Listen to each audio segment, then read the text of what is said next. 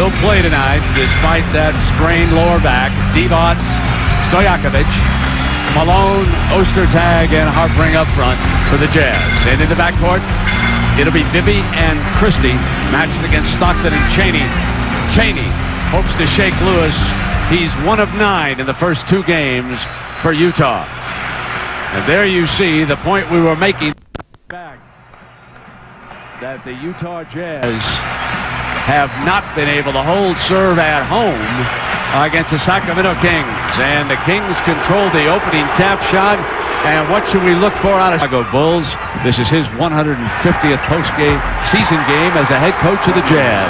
Foul put in the headman's Malone. He should put it away. You see that physical play already. Problems. Stockton's looking 41 years old against Bibby's speed here in the early going. Kick back and Weber's all alone because Ostertag didn't go out. They're getting any shot they want right now. Here's Stockton in the middle. Got it. Who missed the tap, but Malone is there. And it starts with... And you know what happens once the Utah Jazz get out in the open floor. Easily one of the better fast-breaking teams in basketball. His feet extremely well. He's got long arms and strong hands, strong, quick hands. In low to Malone. You can't even try to block that shot there. That's where you just concede the ball. Side now to Stojakovic, who draws free. Now both these teams, you can see the energy levels settle down. Malone came from behind, ran the floor. Here's John Stockton. Karl Malone, easily one of the best power forwards ever in the open floor in this league. You got to cover him up in the open floor. Then you see Doug Christie. After that, no call underneath. Getting out and running the floor. Little rust up. We expected some wrestling this afternoon. These teams haven't disappointed. Karolinko, Ostertag stays on the floor along with Chaney. Stockton being given his first break here at the 2-minute mark. In low, they can't stop Ostertag there. He's too big. Once he establishes position underneath, how are you going to contest that shot?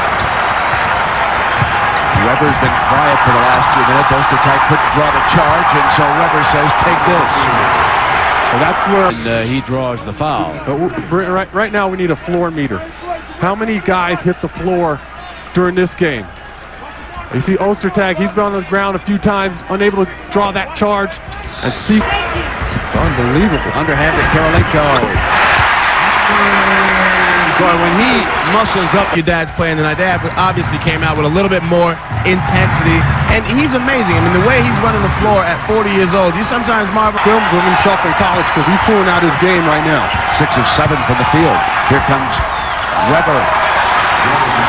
Just too good. That's all. Playoff game. This guy is nursing a sore back. Beautiful move, nice touch around the bucket.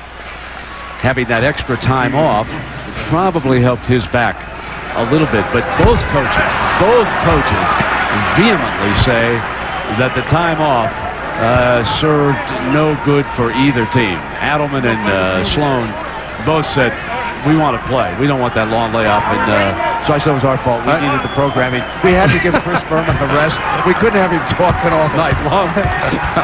He and Mel Kiper. They were going to get any sleep this weekend. I hated long layoffs during the playoffs because you're just so anxious to get out there and play. Just every day your stomach hurts waiting to get to that next game.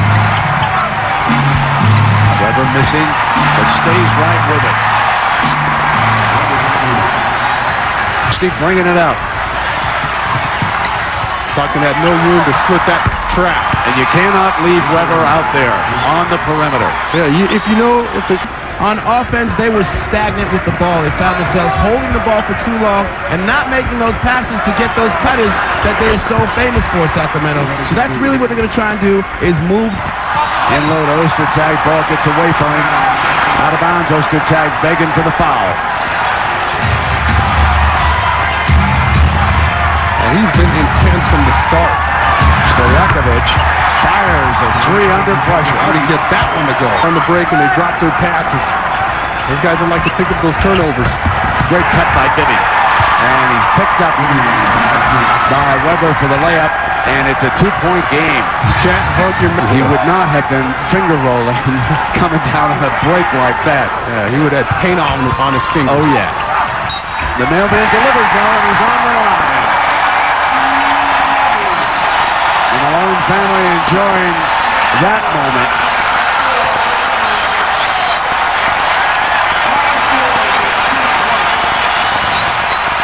Karl Malone able to put the ball on the floor, go right around Pollard, and use that strength. And shows you great body control as well. That's the 4th foul, Sean, on Chris Webber. Now it's Bobby Jackson chasing Chaney. Fade away, Malone. Yeah, he has a copyright on that to turn Run up a hill backwards. Head coach Jerry Sloan run from the game with his 2nd technical foul. Malone, after the block shot by Pollard, just came right back. Nobody gets in the way of the mailman's knee when he leads with it. And how often have we seen this fadeaway? But can Utah hang on? Bobby Jackson nails a 3. 83. I think he might have been using it to his advantage there. Leave it to Sal to compare a movie with what's real. Whatsoever. To the left-handed left. Just teasing you, Sal. Tied at 8. some stamina to keep up with Stojakovic. Back outside. Webber's all alone for the... Got it. And we're deadlocked at 90. 5 and a... Well, both these guys, Ailing, are putting out gutsy performances. Fade away, Malone. Nobody liked it better than daughter Cheryl. The 2, tap, Bibby, yes! Bibby puts it in as they play volleyball to cut the lead to 3. 2-3. Stojakovic has given the layup. 1.4 seconds to go. Stockton dribbles out the time, and that'll do it. The Utah Jazz behind Stockton, Malone, and Greg Ostertag make a stand. They win it by 3, 107-104. Stay tuned now for SportsCenter. Coming up next, for Sean Elliott and Sal Masakela, I'm Brett Musburger saying so long from Salt